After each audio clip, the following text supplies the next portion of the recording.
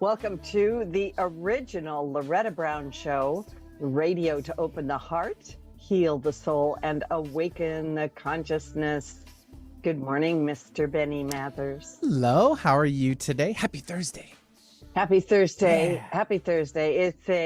I think it's going to be beautiful. I don't know. You I'm kind of think? looking outside. Oh, there's no thinking. It will be. Positivity. Okay, good. Yes. Good. It's better. And I feel like I need to just, say something about Tina Turner. And oh my goodness. Yeah. Thank you, Tina. Wow. The What queen. a legend. What a goddess. Yep, the queen. of the rock best. and roll. Yep, she passed away at 83. Left a nice and amazing legacy. And really, her career started a little bit later than most, but it left with a punch. And I like that. Yeah. Too, so, yeah. Yeah.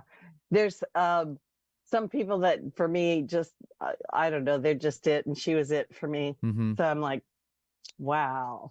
Yeah. So anyway, she's an angel now. Yeah. And she can just keep rock and rolling up there. She can keep dancing. It's going to be a big party. She can keep dancing. Yeah, exactly. So anyway, yeah, there it is. Here we are. And we're almost at the end of May. I can't believe it. June's going to come up in a minute. So I am Loretta Brown, and I'm the owner of Reiki Oasis, located right here in the greater Seattle area. I have a couple of things coming up. If you have wanted to study Reiki, I have a Reiki 1 class coming up Saturday, June 10th, and we will be doing it in person at Reiki Oasis. Please sign up. It's limited space. I always just do small little intimate classes, lots of hands-on for that. But I think everybody should do Reiki 1. Even kids should do Reiki 1 and get introduced into that beautiful world of energy and healing, and just this idea that we are more than our bodies. And then the first Sunday of every month, I have Sunday meditation with Loretta at 10 a.m. Pacific Standard Time. If you cannot join me at that time, just sign up. I do it via Zoom, but everybody that signs up receives a recording of the meditation. You can listen to it over and over again. And then, yes, it's true, I'm going back to Egypt in November 1 through the 14th. If you want to go on a sacred, magical trip to Egypt, send an email to me at reikioasis@gmail.com. I've been doing these sacred trips for years. And of course, I lived in the Middle East for 9 years. So guess what? Yeah, it's kind of fun. A little bit of astrology check-in. So Saturn moved into Pisces for the first time in almost 28 years earlier this year. And now May 27th to the 29th is creating a square with the sun, bringing potentially challenging energy. Like we haven't had any of that, huh? And with this cosmic alignment, we're invited to step up to the plate and conquer those challenges we may have been putting off, or that we know are going to help launch us to the next level. Sometimes we procrastinate things, or we put them off, or we just are like, oh, maybe I'll do that another day. Now is the time. We can also observe with more clarity what themes Saturn in Pisces may be encouraging us to look at. And I just want to say we had a grand fixed cross in the sky last week. I talked about it. And I don't feel like it's over. I think the energies of these things, to include the eclipses, are going to be with us for at least the next 6 months. And these energies are a little bit problematic. So if you've been feeling a little bit emotional, kind of just sort of off center, maybe really tired, or you're finally at that place in your life where you're ready to jump, or you're almost ready to jump, then guess what? You are on planet Earth. And that's what's going on. So we're always moving forward with something. On May 29th through the 31st, the sun aligns with the royal star Aldebaran, activating a high frequency energy portal called the Aldebaran Gateway. That sounds fantastic. Don't you want to go on an adventure and do something different? Some astrologers refer to this as the Silver Gate Portal. Silver Gate Portal. Interesting. This portal beams down energy that can sharpen our minds, deepen our intuition, and increase our wisdom. Aldebaran is also said to be the resting place for souls right before they reincarnate back on Earth. In this resting place, the soul has a chance to reflect on why it is coming to Earth and the lessons it will obtain. We can channel this space by connecting with our higher self and soul contract and remembering every experience is a lesson. Man, I got to tell you, that's such a beautiful timing for my guest today. So, over the last couple of years, many people have experienced grief and loss in one form or another.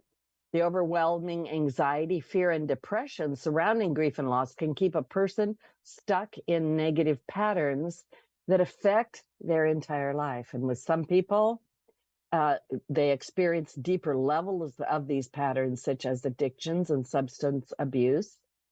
However, more and more people are reporting to have had a spiritual experience that has transformed their lives for the better. I sometimes say grief and loss is the greatest initiation, and it can take us to interesting places. So my guest today, Reverend Karen E. Herrick, is the author of Psychology of the Soul and the Paranormal. Fascinating book. She completed her master's degree at Rutgers University in social work, her PhD at Union Institute and University. She's the founder of the Center for Children of Alcoholics. She's shared her clinical expertise for 30 years in private practice by lecturing on dysfunctional, addictive homes, dissociation, grief, and loss from a Jungian perspective. Her decades of research consist of paranormal experiences that have been widely reported and appear to be fairly common.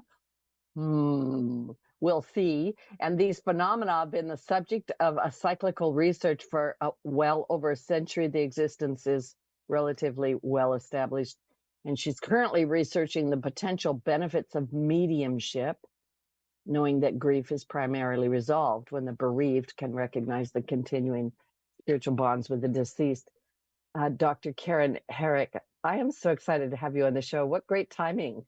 Wow. I love all the things you're interested in. It's a perfect match. It's perfect. And then I was going, yeah, the Royal Star Aldebaran with a soul's rest before they come in. I went, oh, well, yes, of course, because Dr. Karen Herrick is going to be on the show, and the souls are like, what's she going to say? What's going on? Anyway, yeah, welcome. I read your book. I loved it. Really, really interesting. And Thank you. I just got to say this right out the door. I really think that this connection between psychology and the paranormal, I'm really glad you're doing that work. I think it's needed to be done for such a long time, and kind of taking a look at that. And I do want you to get into your story, but this question is a burning question in my mind because I kind of get asked it all the time and I kind of run into it a lot. And so I'm just going to jump in here and then we're going to get more about your story. But how do you tell the difference? And this is really for all the listeners. How do you tell the difference between what I call a paranormal or psychic phenomena and psychoses, right? Because my joke is psychic and psychotic, right? So close together, those words. They are, yes. And the behavior is also. Yeah. Okay, so the main way that we tell a difference is that the person telling you the story about their spiritual experience, if it is a spiritual experience, they can go in and out of the story at any time. And then over time, months and months, years later, they have the same story. It doesn't change. Whereas if somebody is in psychosis at the moment, they're just rambling and they can't go in and out. They don't give you the same story. That's the biggest one. And then also a spiritual experience humbles you. Even if you don't understand what happened, you know that you've just connected to something wonderful and bigger than you, and maybe, showed you there was a God or a higher intelligence. And you know that even though you haven't figured it out yet. So you're humbled by it. Whereas somebody in psychosis is very grandiose and they're bragging about talking to Christ or Buddha, and it just rambles. So the grandiosity is, we save that for psychosis. And and the other one, we're trying to figure it out, what did happen, because we don't have religions that say, you know at some point in your life you're going to feel one of these things, and maybe see an angel or see your deceased mother in your bedroom. Or we don't have anything that says to our ego, that's okay, it's okay. And it's going to be a real opening, like you're saying. um, and many times grief does that, because people are so missing their loved one that they can connect at that time. So I hope that Yeah, answers the question. that's a great answer. Um, I have ran into that where, like you say, people are like, "Oh, I've been talking to Christ and this ego grandiose thing," and my instinct has always been, "No, I don't think so. Not so much." Right. Right? Mm-hmm. Yeah. So, Karen, can I call you Karen? Oh, I want please. thank you. Yeah, I just that way. Uh, would you please tell us how you got into what you're doing? Well, it's been a lifelong journey. I came into this world in upstate New York. I had an alcoholic father and a mother who didn't drive, and we lived in the country. So it was a very simple life. And I watched my mother, and I thought to myself when I was around 10 or 11, if I ever marry an alcoholic, I'm not staying. And so that kind of was my mantra. And then whatever my mother did, most of it I wasn't going to do. So whenever in my life I saw that happening, I ran to a therapist. And so I've been married and divorced twice. And the first time I married my high school sweetheart, and we had two girls, and moved to California. Now in California, they do psychic shows, and maybe Oregon is the same. At least when I lived there, every weekend there was something fun to do, and you get your cards read, or. So I did that kind of stuff, read Shirley MacLaine, and would lock myself in the bathroom sometimes, just read for 30 minutes. And I was always interested in it. Then when I decided that I was married to an alcoholic and I did have to leave, um, that's when I decided I had to get educated or finish my education. And I went back to college and got a bachelor's in art with art therapy, and then master's degree. And then um, different things started happening. I started getting these clients that had different types of experiences they would explain, that didn't seem like my friends that were therapists were getting these kinds of stories. But then I was working with people from alcoholic or drug addicted homes, and it's been found that they suffer more trauma in their life, and so they have the ability to disassociate quicker. And so that gives you the ability as an adult to do the same thing. So if you're on a cardiac table, you're going to disassociate easier than a person who wasn't raised in trauma and dysfunction. And then, so that's what happened. They had all these different experiences. That's why I was getting them, because that was the population that I wanted to work with. Then I had a spiritual experience where I felt a breath come through me that wasn't mine, and that was during holotropic breath work with Stan Groth. I don't know if you've ever heard of him. Stanislav Grof, yeah. Yes. And so he was doing experiments at a hospital in Maryland using LSD, and having people go to an altered state. And then that got to be a no-no. You can't use LSD. So Yeah. he made up this, or created this process where you lay down, and they would play music that activated your chakra system. Now that's an invisible system of energy that runs up your spinal column. If you know Reiki, you know that. And so you would lay down. So this was a 5-day program that I went to one summer when my daughter, I had 3 daughters then, and my last daughter was going to sleepaway camp, and I was going to be free, and it worked out. So I went, and I'm driving to Connecticut thinking, why am I doing this? I could be home alone and enjoying myself with the house. And anyway, I got there, and there was this lady, and she's looking at this tree, and she's saying something like, I think I was a tree like this in my past life. Now, I'm just your normie kind of social worker, right? With addiction. So it makes me a little different. But I thought, oh God, what have I done? And so anyway, it was at a former nunnery. So the nun said, would you like to go to your room? You're a little early, take a nap. And I said, sure. So she said, you're going to be in the lion's wing. So I saw Lions. And so I got my stuff and we went, and it was the Lions, Lyons, which is one of my great-great-grandmother's maiden names. So I thought, okay, maybe I'm supposed to be here. And so then it was all instruction on Jungian psychology, and transpersonal psychology.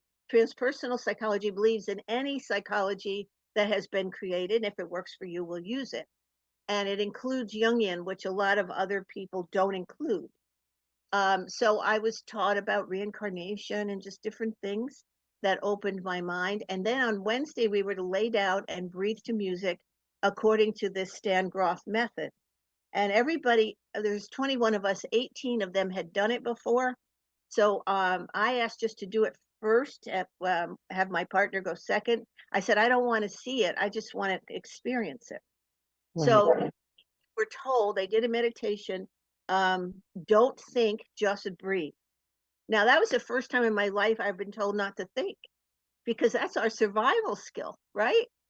So anyway, I laid down, and I'm doing this, so I'm breathing, and then it's wonderful. You're feeling all these great things in your body, and I wish they had videoed it, but anyway. And then all of a sudden, I pull my legs up in the birthing position, and I just laid there for a while, and then I felt this breath come into my body and go out my mouth. And so my thought was, well, you're a channel. And that's what I think we all are, right? So anyway, don't think, just breathe. So then I'm thinking, whose breath is that?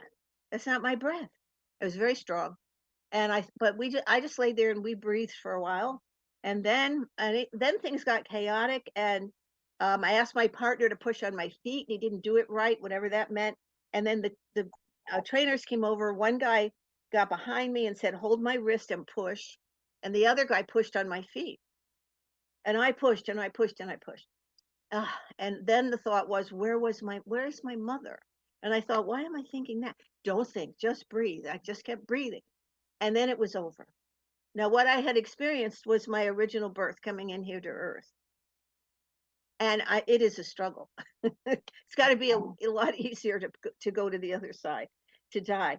And then I stood up, and I knew there was a God. And I knew I was attached to all these strange people, and that we were all connected. And I knew we were all connected to everybody on Earth.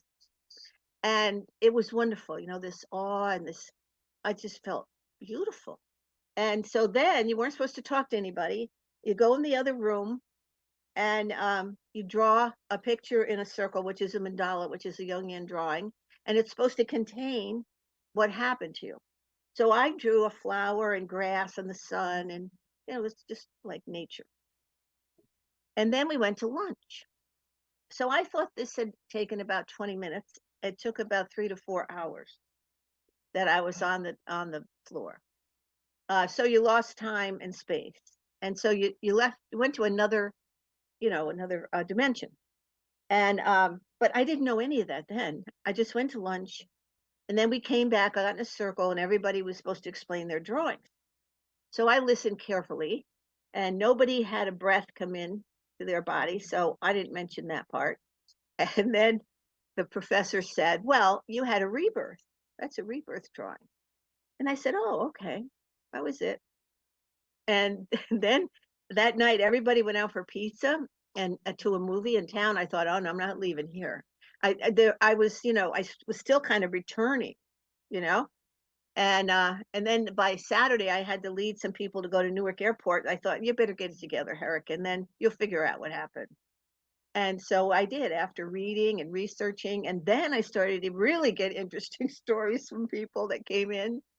And I thought, if I had this happen and they had that happen, other people are having this, right? And nobody's talking about it. And then one of the things I realized was what I had learned at that conference and many other conferences was that William James, the father of American psychology, he and his wife had lost a toddler child, a little boy, and his mother wanted to know where he was, so she went to mediums.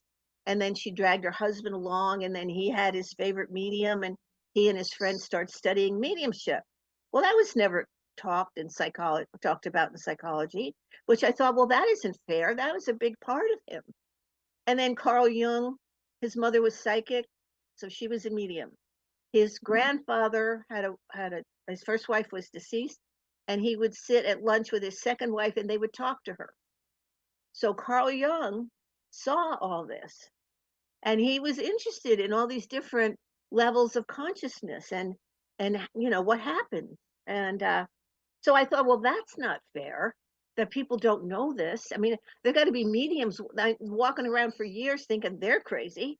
And if they had known there's two psychologists that are your really psychological ancestors that really cared about what was happening to you, wouldn't that be wonderful?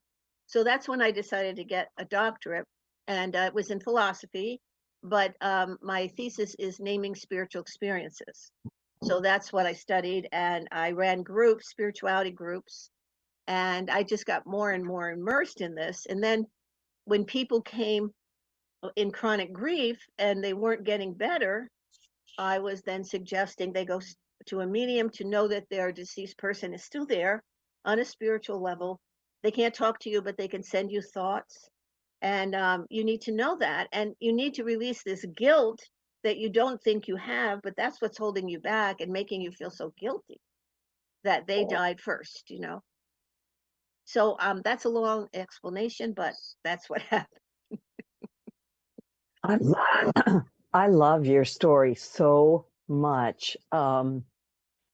There's so many pieces in that, but this holotropic breath work, I know other people that have done that type of work, and it's really changed them.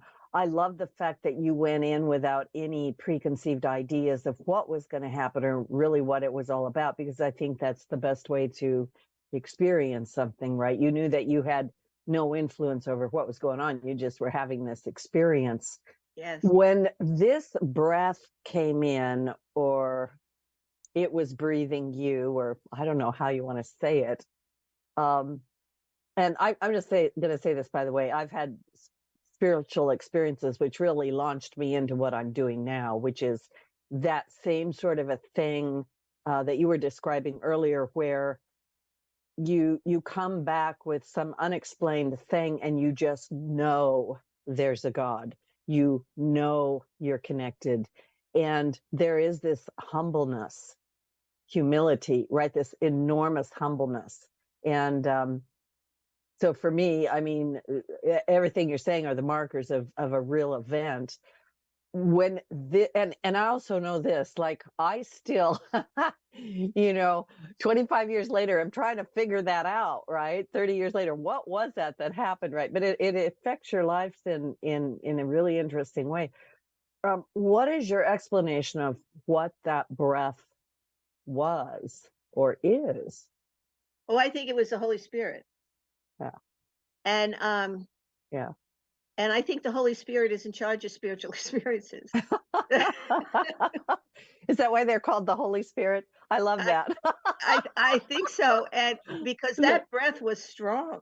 I mean, wow.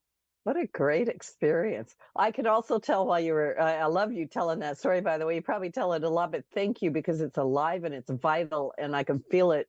I just thank you for sharing that. I kind of think it lays the proper groundwork for everything.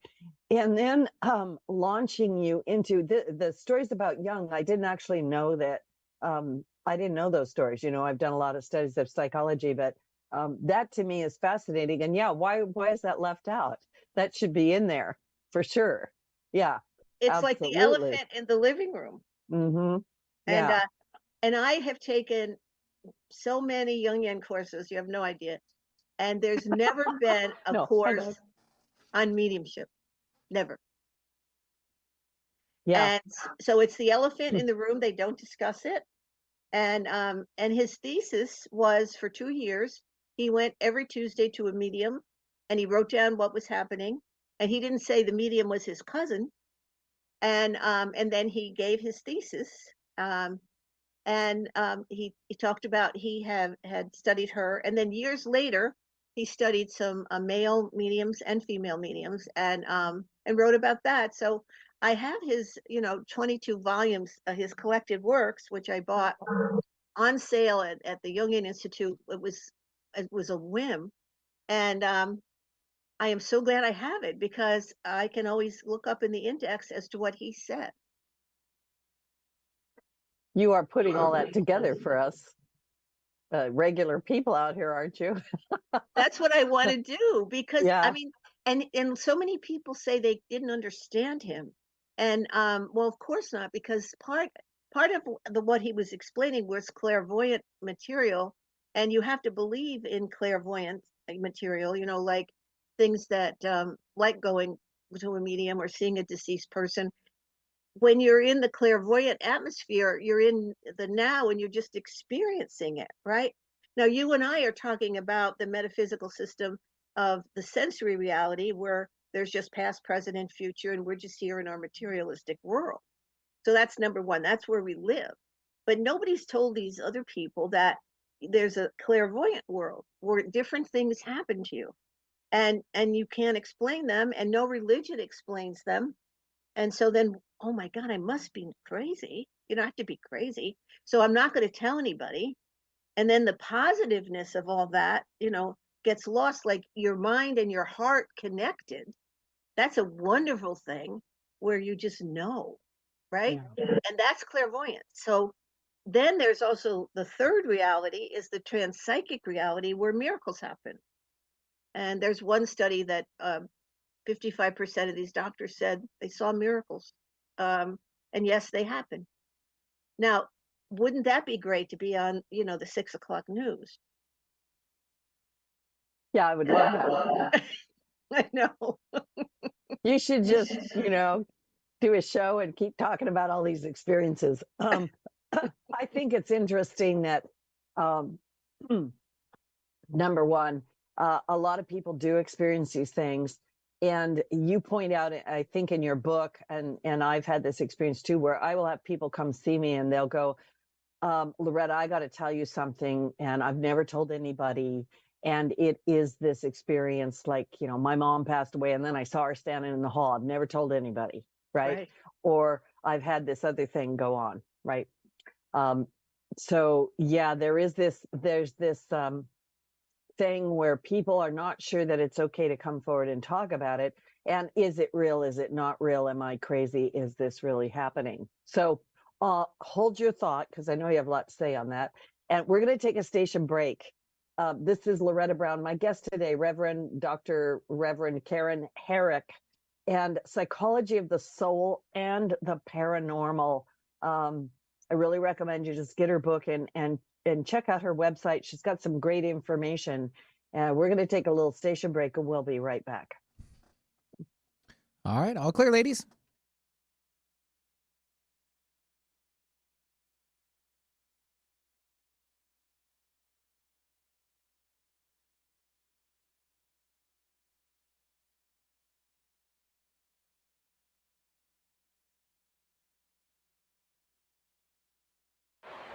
Runners, to your mark.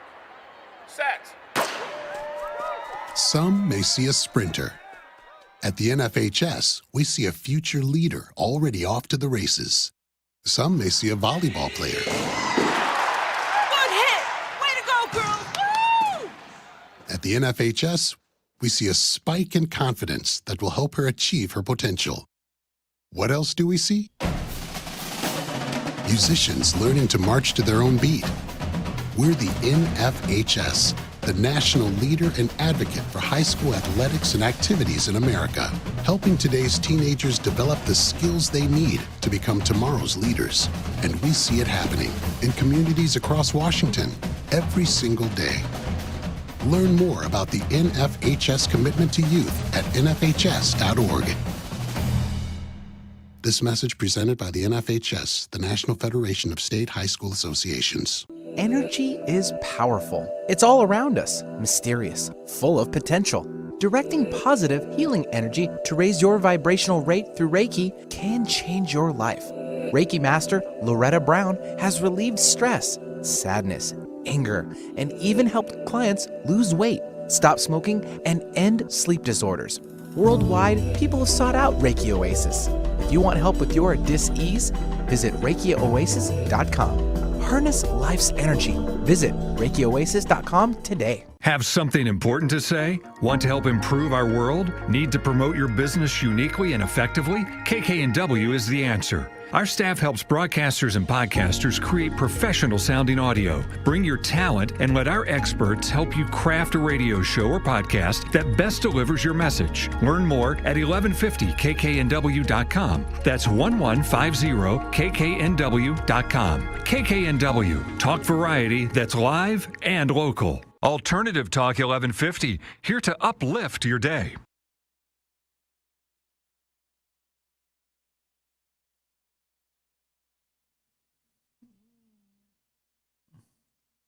Y'all ready to come back in? Yeah. And All I right, say just stand tell by. them to go.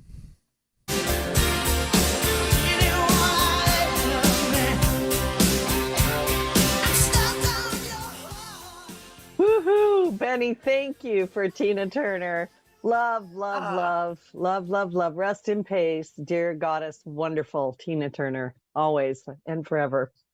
Welcome back to the original Loretta Brown show. And I am Loretta Brown. Guess what? It's my show. Guess that's how that works.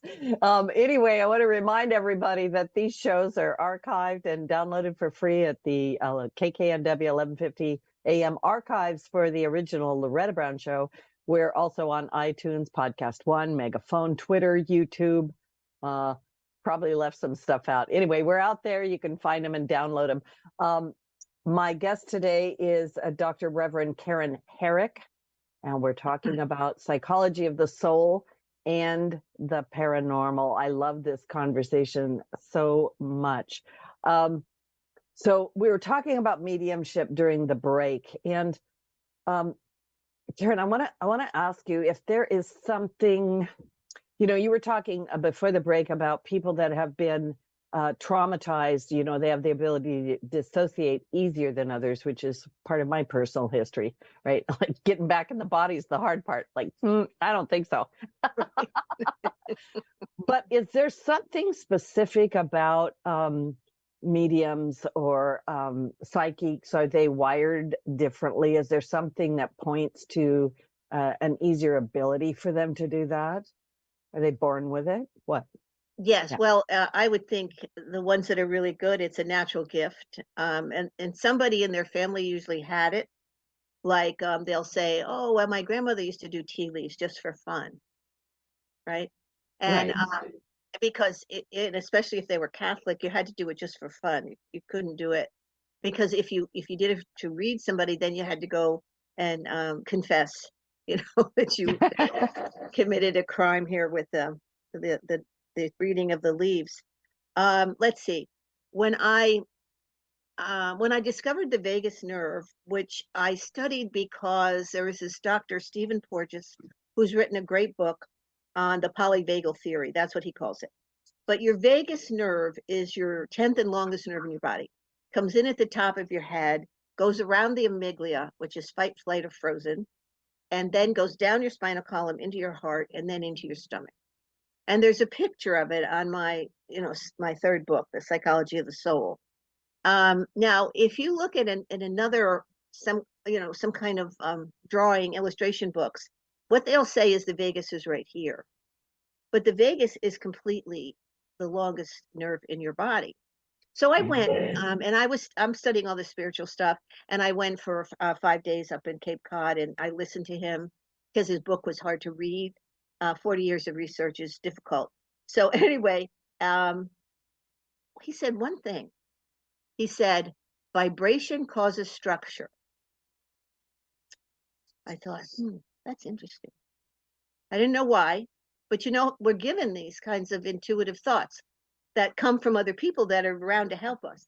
So then, I think the next 6 months, I went up to Lilydale, which is a town by Lake Erie that where mediums live in New York. And in the summer, they open the town up, from like April till October, and you can go visit and stay there. So I did that, and there's this little museum there, and I went there, and there was this 3-ring notebook, and I opened it up, and there was this woman dying on the, looking gorgeous. And then her body lifts and lifts and lifts. And as she goes up, there's a string that hangs from her abdominal area, and then one from her neck. So I'm thinking that's the vagus nerve. Intuition. So so I said, is it okay if I take pictures of this? He said, nobody's looked at that in 20 years. I said, okay.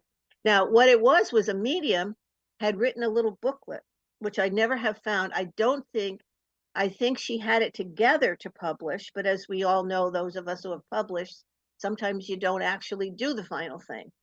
And her name was Clara Barnett, and she taught other mediums. And so she had a control. She was a trance medium. Now, that's not a kind of medium we go to today usually, because that's a medium that would fall asleep and then somebody would translate what they were saying and tell us, like Edgar Casey in Virginia Beach. So she had a control named Dr. Jensen, and he described the vagus nerve, and he gave all these illustrations, which she eventually had somebody draw. And so I did further research at other libraries, and I found articles from this little booklet that she had published in this Psychic Observer magazine, which ran from 1925, I think, till 1950. And for every other week, for $2 a year, you could get this magazine. Now, the only problem with the magazine is it was printed on newspaper. So not a lot have lasted, right? So I'm so grateful to some of these universities that have kept, and I think I had 8 of Clara's articles. and there is this long diagram of the vagus nerve and this other long diagram of the chakra points and how mediums come in, or how the spirits come in to a medium. And mediums have bigger chakras than we do. And when I asked, I had a client that called me up. She lived above New York City, and she said that she was a recovering alcoholic, and she had prayed for 90 days for God to change her life, and now she was seeing negative spirits under her bed every night, and they were biting, doing all these horrible things, and that she had talked to the good spirits, and they had given her my name on the internet. I never did find out how she got my name, and I would help her. Well, at that time, I was president of this organization, and they wanted me to speak in 9 months on mediumship. I'd already spoken on the history of mediumship. I had no idea what I was going to say. So I said to her, well, I'd have to meet you, so you'd have to come here. And if you and I decide we could work together, I will work with you. And we did it on the phone then. It was even before Zoom. And I won't charge you, because in 9 months I have this talk, and I'm going to use whatever happens with you and I as my talk. So she was so happy she wasn't going to be charged. And we got along when she came down, and she said, my office is in the historic section of Red Bank, which is just a block long. And my house was built in 1912 here. And she says, there's spirits all over the place. And I had a couple other clients tell me that when they came in, there's spirit on the front porch. I said, I know, I haven't met her, but I know she's there. But anyway, that was what I learned from her. And as that I was going to learn more. And so we did it, and we calmed down the spirits and did all that. So she only had positive ones. And if you have negative ones coming to you, just tell them to go away and wear a cross. I think that helps also. She painted her bedroom blue, because blue is supposed to be the calmest color. And anyway, I wanted to get to the point of my story where when I came back, we'll just call her Jackie maybe. And I said, Jackie, I need to talk to your spirits, because I want to ask them about this vagus nerve and silver cord. Now, the silver cord, when you leave the top of your body, the silver cord connects you to the oxygen in your physical body, and your spiritual body is just out there flying around, seeing your grandmother or whatever you're doing. So I said, I want to ask them about the vagus nerve silver cord. So she said, Karen, they can hear you. And I said, oh, okay. So I'm sitting here talking to them. She's on the phone. And I said, how come? This is the first time I've ever read about the vagus nerve silver cord. Is that a real thing? Are they connected? Yes. how come I haven't read about it before? Because and I wasn't smart enough then to say, what period of time are you people from, right? They didn't want it out there because then the whole world would know how to do this connection. And I said, oh, okay. And she said, Jackie said, as she looked in the corner of where she was, she said there was this black box and it was getting brighter and brighter. And the spirit said they liked what I was doing. They wanted me to keep teaching what I was teaching, and that this connection would be very important. And they said that the mediums have bigger holes than we have. And I said, holes, is that chakras? And they said yes. I said, okay. And I can't remember. It's in my book. There's a chapter in my book called The Making of a Medium, and I explain our sessions and everything. So that's where I heard about the vagus nerve, and I think everybody should know about it, because it really helps if you breathe into the nerve, like you breathe into the count of 4, and then you breathe out with longer out breath, you can calm your whole body down from panic and post-traumatic stress. So that's why I went to Dr. Porges to learn about that part for my clients. And then I can say to somebody, if they're really interested, because not everybody who comes here is that interested, but if they are interested in spirituality, also this nerve houses all those psychic centers where spirit can come in and talk to a medium. I love this, and I read this in your book, and it to me was like my big question, my really big question. I've actually learned what's called the Moon key, the death rites, right? Like how to unwind the soul and Okay. set the spirit free. You understand about that, right? Like release it. And Well, I know a little bit. Yeah, go ahead. Yeah. So you start with the belly chakra, right? And you're unwinding, and you work your way in a spiral method through all the chakras, and then you get at the feet and you shove the soul out and let it take flight like a bird. And that I was thinking about that when you were talking, going, of course, the vagus nerve, the belly. Like I'm always about all this stuff that you're feeling in the belly. Yes. And when I read that in your book, and I went, oh my gosh, it's the vagus nerve. That's and right. I had never put that together. What I find really fascinating, the silver cord, like if I exit my body, I can see the silver cord. And then if I look the other way, there's a gold cord. And Okay. I don't know if you know anything about the gold cord, right? Like I don't have a lot of information about it other than my own personal experience. And then, like I said, my joke was that today we're talking just before the Silver Gate portal, the Aldebaran gateway that is connected to the realm of the dead, right? Right. So I'm really paying attention to everything you're saying, and got light bulbs going off, although I'm telling you right now, I don't know what that means. But I wanted to give you those connector points because for you, you're so well researched and adept that maybe there's something in that for you. This vagus nerve, and I want you to just take a little bit longer and explain to people how you activate, stimulate, or release the vagus nerve, because I think this is primarily important. We're coming out of this pandemic, and I know I'm waiting for them to get a code for post-pandemic stress syndrome, right? Like everybody has been so activated, everybody's fears, everybody's phobias, everything's coming to the top. This mental health and spiritual health, as far as I'm concerned, are off the chart, and people are in spiritual crisis. I'm seeing people popping open and not knowing what to do with it. My job is to work with that realm. So could you talk just a little bit more about that vagus nerve? I do chanting and humming, and I know humming is important, but talk about this breath, please. Okay. Yeah, the chanting and the humming. And I also have if I have a client that has a lot of anxiety and likes to sing, well then join the church choir, because singing is wonderful for the nerve. So that's great. You're on so much, you really do.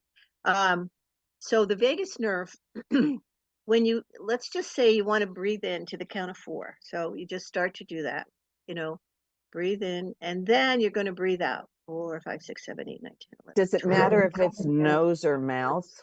Some people say it does. It doesn't matter to me, but you can breathe in and then breathe out your nose, and whatever works for you, where you feel, because you will feel that your body is calming down. What's key is the longer out breath.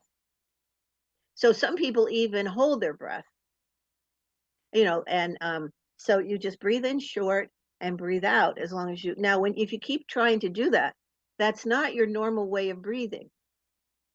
So it doesn't feel comfortable. But the more that you practice that, the more, like if you can't get to sleep at night and you do that breathing, that will help. Because the reason usually we can't get to sleep is our brain hasn't turned off and we're thinking or concerned about something, even if we don't know that. So so that's what you do, and you just continue to do that.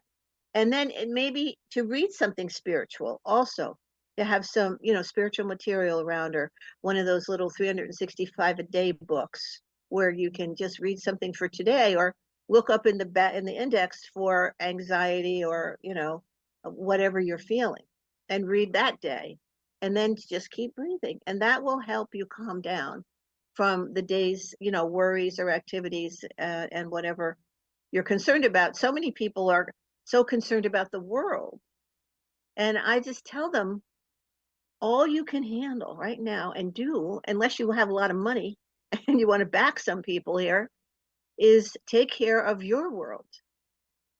So how can we make your world calmer? And maybe we don't want to watch the news all the time, and especially before we go to sleep. Yeah, good idea. Right? Stop with that fear porn. Stop Yes, it. Right? it's true. Yeah. But that's wonderful. I haven't heard about the golden cord, so that's another thing. Okay, you could check that out and let me know, right? Oh, I will. Yeah, for sure. It brings up so many questions, that the silver cord and the vagus nerve. So when people pass away, because you alluded to this a little bit earlier, where you watched this connection between, and you bring this out in your book also, like spoiler alert, but that when people die, that vagus nerve, that silver cord is really important. So talk a little bit more about what happens when someone dies. Okay. What is the part that continues on? And we have pictures of that, illustrations in my book. Yes. But okay, so you have, number one, the news is that as humans, we have 2 bodies. We have the physical body and we have a spiritual body. And it says that in the Bible, St. Paul tells that. And so what does that mean? That means that when you are born in utero, an atom is placed in mom, and this atom is going to be your spiritual body, and it grows along with you. So you have this little miniature of you growing inside of you, and usually that is placed in the solar plexus when we're not activating it. And most of the time you're not activating it. Most of the time when people get to feel their soul is when they die. And that is the connection, because the soul now has come from above and placed in you. Now it has to go back. So, okay, so what happens when it's activated that it's time to die? All right, now I have something that I've written down here, and I'm going to read it to you. How the soul leaves the physical body. So you have to think about this little tiny spiritual body inside that's a miniature of you in your solar plexus. And around the ears, people say they hear this whirring noise. And it sends out an impulse to change rotation of the body. So I don't know if the body's going clockwise, it goes counterclockwise. Now, vibration is now getting stronger. Now, remember what Poor just said, vibration causes structure. So this vagus nerve then becomes a channel, and this activates the sacrum through the vagus in the middle of your sympathetic and parasympathetic section of the nervous system as chemicals are being released. Now, spirits say that they have spirit chemicals just like we have chemicals here. And this energy pierces the center of your skull as you're going up. And remember, it's vibrating. And you're going up, and where your soft spot used to be, you leave. So now when you leave, when you're going to die, the silver cord takes you so far, and then usually it would come out of your stomach and out of your neck, and it would just, well, in the Bible it says it is cut. So I thought, who cuts it? But nobody cuts it. It stops vibrating. So if it stops vibrating, it loosens by itself. Okay? And it pierces the center of your skull where the medulla oblongata and the pineal gland open the top chakra. People usually hear a click in the head area, which results in leaving one's body, expanding their consciousness, which either death, out of body, or near death. And this bodily energy would be like the energy that powers the orgasmic response. So I think that is wonderful, just to know that. And some people can't have a hard time. If this is the first time that you are hearing that you have two bodies, it's going to seem weird. So you need to think about it for a while, however long that, but it makes so much sense to me. Yeah. So Well, going through the vagus nerve, I believe that's the tunnel of the near-death experience, because that's dark, no windows in there. And then they don't know where memory is. But the vagus nerve keeps track of about 2/3 of what happens in your body. So the vagus nerve goes up there. And why isn't that memory? Because spirits have memory, and they don't have a brain anymore. So and then I would think that the vagus nerve, when you're reincarnated, you get that same old vagus nerve back. And then that's how you remember past lives, if you do. wow. Thank you for that. I've had a couple of near-death experiences, and I'm just sitting with this whole thing going, yeah, that fits right in there. We are down to like so little time left. Yeah, so little time left, like 2 minutes left. What I guess I'm just going to give you the mic for a minute or two. What would you really like to say to people regarding all of this? I'm just going to let you kind of close the show out. Well, I think what I would like you to know is that there is a higher intelligence in the world that knows you have a plan. Carl Jung said that your soul has a purpose, and your job is to find out what that purpose is. And that surprises so many people. So you could do that yourself, or you could do it trying to maybe read my book, read things that Loretta has recommended, and find out more about your soul. And your soul, of course, has these calm and peaceful verbs. And when you're coming from your soul, it would be a lot different than the material world. But you do have a purpose. You have a guardian angel. You have spiritual guides. You have deceased loved ones that are trying to give you messages every day, and they're giving you thoughts. So any thoughts that you receive, if I get them, like if I get a thought 3 times, I know it's not my thought. I pay attention.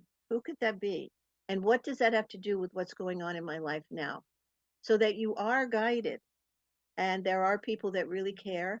And if you want to know what your loved ones want to tell you, make an appointment at with a medium, and get a recommendation from someone who's been to a medium, because they're just like therapists. They're good ones and bad ones, like anything else. Yeah. But you go to somebody that people trust, and you can get all kinds of information that you never thought you had access to. I love it so much. So Dr. Reverend Karen Herrick, PhD, and a whole bunch of other titles after your name. Thank you for being on my show, Psychology of the Soul and the Paranormal. Karen, what's your website? KarenEHerrick.com. And Okay, there's lots of free podcasts on there, and other information that you can get. All right. Everybody, enjoy the week, enjoy the sunshine, and connect to the Silvergate portal. And make sure you're breathing in and then longer exhale, and let's calm down those vagus nerves and get off of that. Get off the TV. Love you all so much. Thanks, Karen. Blessings to you. Thank Benny, you're the you. best.